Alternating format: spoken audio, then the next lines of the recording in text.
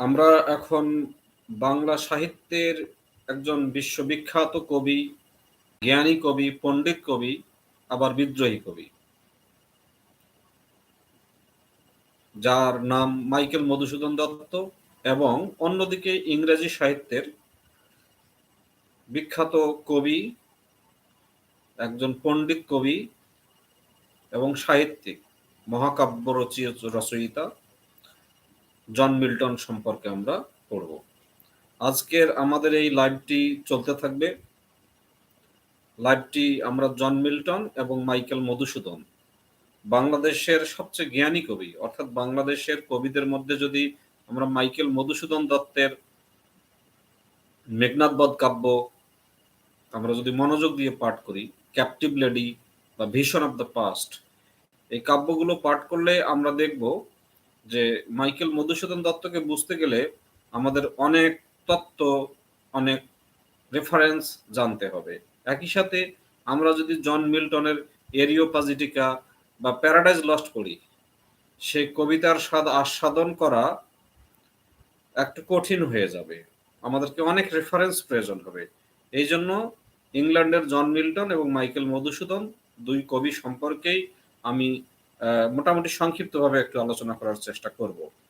এখন আমি আপনাদেরকে মাইকেল মধুসূদন দত্ত সম্পর্কে কিছু তথ্য দিচ্ছি। মাইকেল মধুসূদন দত্তের জন্ম হলো 25 জানুয়ারি 1824 সাল এবং মৃত্যু 29 জুন 1873 সাল। মাইকেল মধুসূদন দত্ত ঊনবিংশ শতাব্দীর অন্যতম শ্রেষ্ঠ বাঙালি কবি এবং নাট্যকার ও প্রহসন রচয়িতা। তাকে বাংলার নবজাগরণ সাহিত্যের অন্যতম পুরোধা ব্যক্তিত্ব গণ্য করা হয়। ঐতিহ্যের অনুবর্তিতা অমান্য করে নব্য রীতি প্রবর্তনের কারণে তাকে আধুনিক বাংলা সাহিত্যের প্রথম বিদ্রোহী কবি হিসেবে অভিহিত করা হয়। আমরা জানি যে শুধু নজরুলকেই বিদ্রোহী কবি হিসাবে অভিহিত করা হয় না, মাইকেল মধুসূদন দত্তকেও বিদ্রোহী কবি হিসেবে অভিহিত করা হয়। এর মূল কারণ তিনি পুরাতন ধ্যান ধারণা, পুরাতন সাহিত্যিক যে স্টাইল, ফ্যাশন, সেগুলো থেকে তিনি বাংলা সাহিত্যকে নতুন একটা ফ্যাশন বা স্টাইল দান করেছেন। এ কারণে মাইকেলকে প্রথম বিদ্রোহী কবি বলা হয় বাংলা সাহিত্যে। ব্রিটিশ ভারতের বর্তমান বাংলাদেশের যশোর জেলার এক সম্ভ্রান্ত কায়স্থ বংশে জন্ম হলেও মধুসূদন যৌবনে খ্রিস্ট ধর্ম গ্রহণ করে মাইকেল মধুসূদন নাম গ্রহণ করেন এবং পাশ্চাত্য সাহিত্যের দুর্নিবার আকর্ষণ বশত ইংরেজি ভাষায় সাহিত্য রচনায় মনোনিবেশ করেন। জীবনের দ্বিতীয় পর্বে মধুসূদন নিজ মাতৃভাষার প্রতি মনোযোগ দেন। এ পর্বে তিনি বাংলায় নাটক, প্রহসন ও কাব্য রচনা করেন। মাইকেল মধুসূদন বাংলা ভাষায় সনেট ও অমিত্রাক্ষর ছন্দের প্রবর্তক। তার সর্বশ্রেষ্ঠ কৃতি অমিত্রাক্ষর ছন্দে রামায়ণের উপাখ্যান অবলম্বনে রচিত মেঘনাদবধ কাব্য নামক মহাকাব্য। মধুসূদনের ব্যক্তিজীবন ছিল নাটকীয় এবং বেদনাঘন। মাত্র 49 বছর বয়সে কলকাতায় এই মহাকবির মৃত্যু হয় এক শোকাবহ অবস্থার মধ্য দিয়ে। এক্ষেত্রে আমাদের মনে রাখতে হবে যে জন মিল্টনের বাবা নর্মাল একজন ক্যাথলিক ছিলেন। ক্যাথলিক থেকে তখন জন মিল্টনের বাবা আবার সেটা প্রোটেস্টান্ট হয়ে গেলেন। আবার জন মিল্টন আবার প্রোটেস্টান্ট থেকে সেখানে আবার তিনি আবার রাজতন্ত্রকে সমর্থন না করে তিনি আবার কমনওয়েলথকে সমর্থন করেছিলেন। এক্ষেত্রে মাইকেলের সাথে জন মিল্টনের একটা সিমিলারিটি পাওয়া যায়। আবার মাইকেল মধুসূদন দত্তের রামায়ণ মহাকাব্য অবলম্বনে মেঘনাদবধ কাব্যটি, এটা আস্বাদন করা যেমন সাধারণ মানুষের পক্ষে আস্বাদন করা বেশ কঠিন, একইভাবে মিল্টনের প্যারাডাইজ লস্ট, এরিওপাজিটিভ, এর যে সাহিত্যিক ফ্লেভার বা স্বাদ, সেটা যদি আমরা আস্বাদন করতে চাই সেটাও আমাদের জন্য বেশ কঠিন হয়ে যায়। তাহলে মাইকেল মধুসূদন দত্ত সম্পর্কে আমরা আগে আরো কিছু শিখি, এরপরে আমরা জন মিল্টন সম্পর্কে জানবো। তো মাইকেল মধুসূদন দত্তের জীবনী যদি আমরা বলতে চাই, 1824 সালের 25 জানুয়ারি বাংলা প্রেসিডেন্সির যশোর জেলার, বর্তমান বাংলাদেশ রাষ্ট্রের যশোর জেলার কেশবপুর উপজেলার সাগরদাড়ি গ্রামের এক সম্ভ্রান্ত হিন্দু কায়স্থ পরিবারে মধুসূদন দত্তের জন্ম হয়। তিনি ছিলেন রাজনারায়ণ দত্ত ও তার প্রথমা পত্নী জাহ্নবী দেবীর একমাত্র সন্তান। একটা জিনিস এখানে খেয়াল করতে হবে যে মাইকেল মধুসূদন দত্তের প্রথম বলতেছে যে তার বাবার প্রথমা পত্নী, অর্থাৎ মাইকেল মধুসূদন দত্তের সম্ভবত দুজন মা ছিলেন। এটা একটু আমাদের পয়েন্টটা খেয়াল রাখতে হবে। রাজনারায়ণ দত্ত ছিলেন কলকাতার সদর দেওয়ানি আদালতের এক খ্যাতনামা উকিল।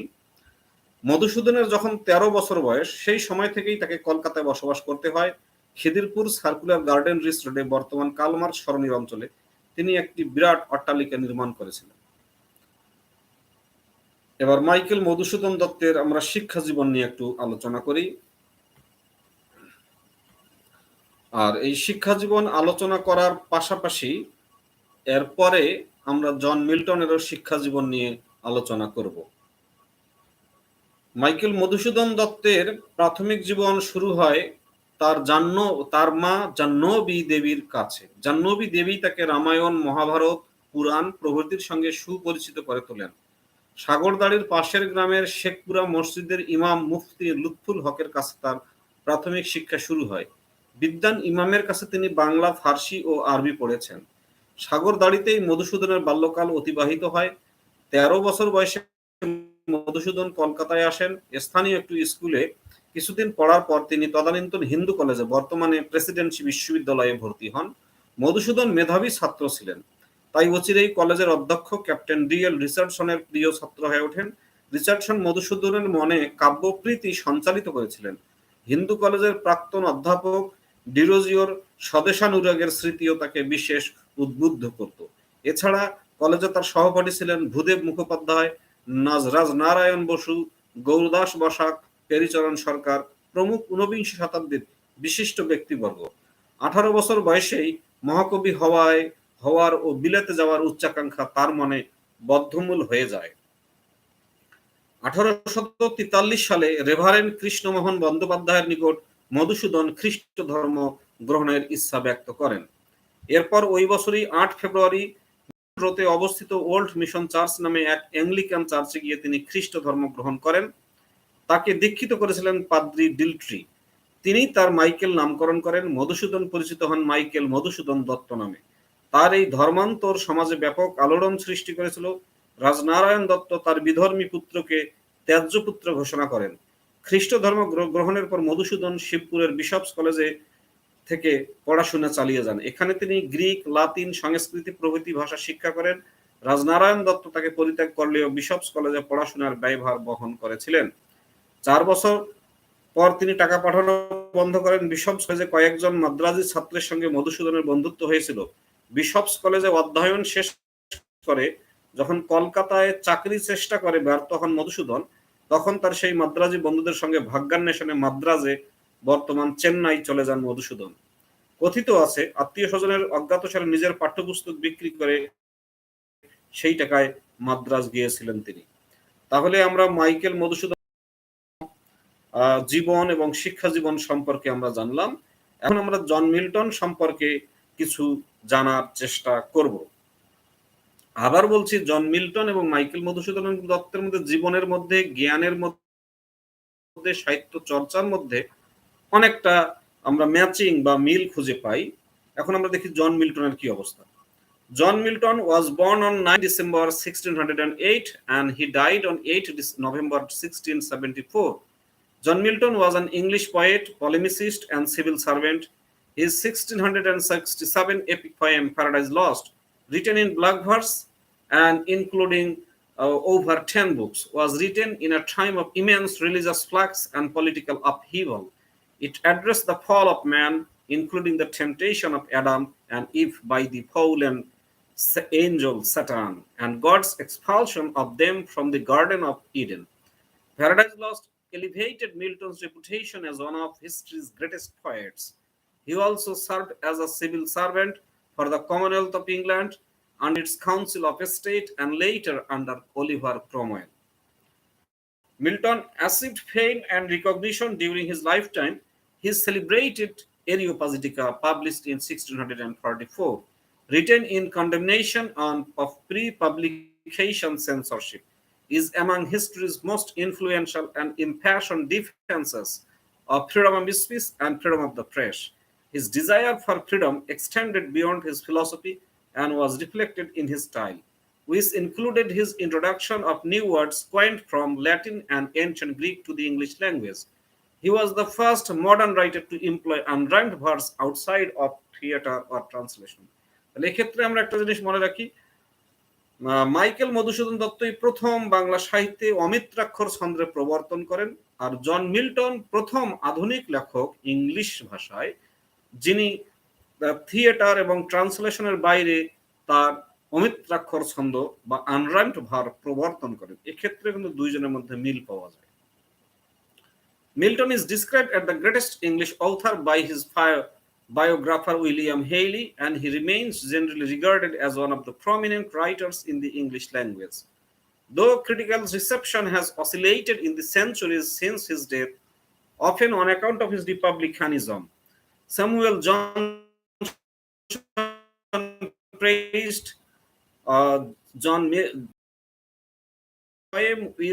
with respect to design, may claim, and with respect to performance, the second among the production of the human mind, though he, a Tory, described Milton politics as those of an acrimonious and surly republican. Milton was revered by poets such as William Blake, William Wordsworth, and Thomas Hardy. Phases of Milton's life parallel the major historical and political divisions in Stuart England at the time. In his early years, Milton studied at Christ College, Cambridge, and then traveled, wrote poetry mostly for private circulation, and launched a career as pamphleteer and publicist under Charles I's increasingly autocratic rule and Britain's breakdown into constitutional confusion and ultimately civil war. While once considered dangerously radical and heretical, Milton contributed to a seismic shift in accepted public opinions during his life that ultimately elevated him to public office in England. The restoration of 1660 and his loss of vision later deprived Milton much of his public platform, but he used the period to develop many of his major works. Milton's views developed from extensive reading, travel, and experience that began with his days as a student at Cambridge in the 1620s and continued through the English Civil War. We started in 1642 and continued until 1651. By the time of his death in 1674, Milton was impoverished and on the margins of English intellectual life, famous throughout Europe and unrepentant for political choices that placed him at odds with the government. Early life and education of John Milton. এখন আমরা জন মিল্টনের early life এবং education নিয়ে আমরা শিখব। আমরা দেখলাম Michael Madhusudan Dutta খ্রিস্ট ধর্ম আবার তিনি বিখ্যাত হয়ে গেলেন। রেস্টোরেশনের ফলে তার যে জীবনটা সেটা একটু ব্যতিক্রমী, একটু ক্রান্তিকাল লগ্নে পৌঁছে গেল। এবং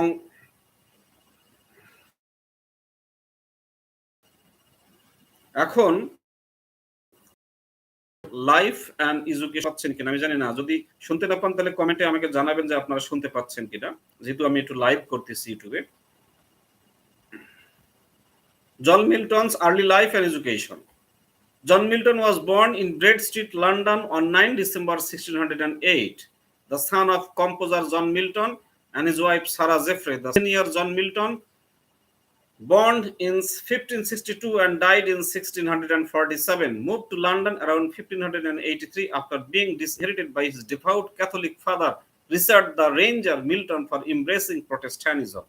তাহলে এখানে একটা কথা বলি, মিল্টনের বাবা, তার বাবার যে ক্যাথলিক, তার দাদার যে ক্যাথলিক ধর্ম, খ্রিস্টান ধর্মের একটা পার্ট হলো ক্যাথলিক, সেটা বাদ দিয়ে যখন সে প্রোটেস্টানিজমে হলো, সেই ক্ষেত্রে সে তার বাবার সম্পত্তি পায়নি। একইভাবে আমরা দেখলাম মাইকেল মধুসূদন দত্ত যখন খ্রিস্টান ধর্ম হিন্দু ধর্ম ত্যাগ করে খ্রিস্টান ধর্মে দীক্ষিত হলেন, তখনও প্রথম কিছুদিন তার বাবা তার টাকা পয়সা দিয়েছিল, বাট পরবর্তীতে তাকে কিন্তু কোনো টাকা পয়সা দেয়নি এবং মাইকেলকে অনেক অর্থ কষ্টে করতে হয়েছিল। তাহলে এখানেও আমরা জন মিল্টন এবং মাইকেল মধুসূদন দত্তের একটা ম্যাচিং পেয়ে গেলাম। In London, the senior John Milton married Sarah Jeffrey, 1572 to 1637, and found lasting financial success as a scrivener. He lived in and worked from a house in Cheapside at Bread Street, where the Mermaid Tavern was located. The elder Milton was noted for his skill as a composer of music, and this talent left his son with a lifelong appreciation for music and friendship with musicians such as Henry Lawes. তাহলে দেখলাম যে মিল্টনের বাবা একজন composer বা সঙ্গীত রচয়িতা ছিলেন, এর ফলে মিল্টনের জীবনে একটা দীর্ঘদিনের সঙ্গীতের প্রতি একটা আলাদা ভালোবাসা বা বন্ধুত্ব তৈরি হয়। আর অন্যদিকে মাইকেল মধুসূদনের বাবা ছিলেন জমিদার, তার মায়ের কাছ থেকে রামায়ণ মহাভারত পড়েছেন। এক্ষেত্রে আবার মাইকেল মধুসূদনের গভীর জ্ঞানের প্রতিও ভালোবাসা তৈরি হয়। The prosperity of Milton's father allowed his eldest son to obtain a private tutor, Thomas Young, a Scottish Presbyterian with an MA from the University of St Andrews. Young's influence also served as the poet's introduction to religious radicalism. After Young's tutorship, Milton attended St Paul's School in London, where he began the study of Latin and Greek. The classical languages left an imprint on both his poetry and prose in English. He also wrote in Latin and Italian. আমাদের Michael Madhusudan আরবি, ফার্সি, সংস্কৃত, Greek, Latin বিভিন্ন ভাষা শিখলেন।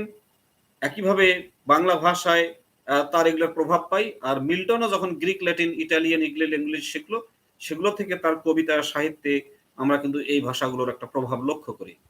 Milton's first debatable compositions are two jams written at age 15 at Long Bennington, one contemporary sources in Brief Lives of John Aubrey, an uneven compilation including first-hand reports. In the work, Aubrey quotes Christopher Milton's younger brother.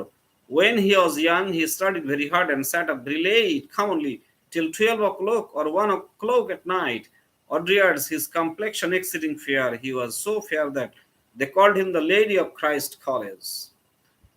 In 1625, Milton gained entry to Christ College at the University of Cambridge, where he graduated with a BA in 1629, ranking 4th of 24 honors graduates that year in the University of Cambridge.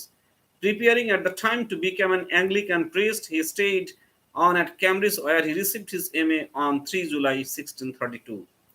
Milton may have been rusticated or suspended in his first year at Cambridge for quarreling with his tutor, Bishop William Champel. He was certainly at home in London in the Lent term 1626. There he wrote Elegia Prima, his first Latin elegy, to Charles Diodati, a friend from St. Paul's. Based on remarks of John Aubrey, Champel whipped Milton. This story is now disputed, though certainly Milton disliked Champel. Historian Christopher Hill notes that Milton was apparently rusticated and that the differences between Champel and Milton may have been either religious or personal. It is also possible that, like Isaac Newton for 4 decades, Milton was sent home from Cambridge because of the plague, which impacted Cambridge significantly in 1625. তো এক্ষেত্রে আমি কিন্তু প্রথমে Isaac নিউটনের কথা বলেছিলাম, শেক্সপিয়ারের কথা বলেছিলাম, মিল্টনের কথা বলেছিলাম। এক্ষেত্রে বলে দেই 1625 সালের দিকে ইংল্যান্ডে একটা কিন্তু প্লেগ, যেটা একটা ছোঁয়াচে রোগ, যেমন যেটা কোভিড-19 গেল ছোঁয়াচে রোগ, এর চেয়েও খুবই ছোঁয়াচে রোগ ছিল প্লেগ। এই প্লেগের কারণে কিন্তু নিউটন তার ভার্সিটি থেকে বাসায় চলে গিয়েছিল। একইভাবে মিল্টনও তার ভার্সিটি থেকে, ক্যামব্রিজ থেকে বাসায় চলে গিয়েছিল। At Cambridge, Milton was on good terms with Edward King. He later dedicated Lycidas to him. Milton also befriended theologian Roger Williams, tutoring Williams in Hebrew in exchange for lessons in Dutch. Despite developing a reputation for poetic skill and general erudition, Milton suffered from alienation among his peers during his time at Cambridge. Having once watched his fellow students attempting comedy upon the college stage, he later observed, they thought themselves gallant men, and I thought them fools. Milton was also disdainful of the university curriculum, which consisted of still-told formal debates conducted in Latin on abstruse topics. His own corpus is not devoid of humor, notably his sixth prolusion and his epitaphs on the death of Thomas Hobson. While at Cambridge, he wrote a number of his well-known shorter English poems, including On the Morning of Christ's Nativity, epitaph on the admirable dramatic poet William Shakespeare, his first poem to appear in print, El Allegro, and second Penseroso. তো তাহলে already দেখলাম আমরা যে মিল্টনের কিছু কবিতাও প্রকাশিত হলো, এবং সেই সাথে জন মিল্টন বিখ্যাত হতে শুরু করেছেন। আর এইদিকে আমাদের মাইকেল মধুসূদন দত্ত, সে মাদ্রাজে গেল, সে খ্রিস্টান ধর্ম গ্রহণ করলো, এবং দেখা গেল যে সে কলকাতা থেকে মাদ্রাজ বা চেন্নাইয়ে বই বিক্রি করে তাকে যেতে হয়েছিল। দুইজনের জীবনের মাঝে এই যে একটা মিল এবং অমিল আছে। তো আজকের ভিডিওটা এখন আর আমি বেশি করতে চাচ্ছি না, আমি জানি না আপনারা আমার কথাগুলো শুনতে পাচ্ছেন কিনা, তাই আমি একটু পরে আবার লাইভে আসব। আপনারা যারা আছেন লাইভে থাকবেন, কমেন্ট করবেন, আর দেখার চেষ্টা করবেন যে জন মিল্টন এবং মাইকেল মধুসূদন, এটা কিন্তু প্রত্যেক স্টুডেন্টের, বাংলাদেশের প্রত্যেক স্টুডেন্টের মাইকেল মধুসূদন দত্তের জীবন সম্পর্কে এবং জন মিল্টনের জীবন সম্পর্কে পুঙ্খানুপুঙ্খানু জানা উচিত। একটা সময় বাংলাদেশে আসবে যখন আর শুধু ইংলিশে অনার্স বা বাংলায় অনার্স পড়ানো হবে না, তখন হয়তো একটা কম্পারেটিভ লিটারেচার পড়ানো হবে, যে কম্পেয়ার বিটুইন জন মিল্টন, এরকম হতে পারে যে John Milton is a towering personality in English literature, on the other hand Michael Madhusudan Datta is also another towering figure in Bengali literature, compare and contrast। এরকম কোশ্চেনও আমাদের ভবিষ্যতে পড়তে হবে। তাই এখন থেকে একবিংশ শতাব্দীর চ্যালেঞ্জ নিয়ে আমাদের এই পড়াশোনাগুলো করা উচিত বলে আমি মনে করি। তো আপাতত আমি সবাইকে থ্যাংক ইউ জানিয়ে আজকের আমার এই লাইভটি শেষ করতে যাচ্ছি। এরপরে আমি আবার এই জন মিল্টন এবং মাইকেল মধুসূদন নিয়ে একটা লম্বা লাইভে আমি চলে আসবো। আজকে দেখি কতক্ষণ লাইভ করা যায়। তো থ্যাংক ইউ, বাই বাই।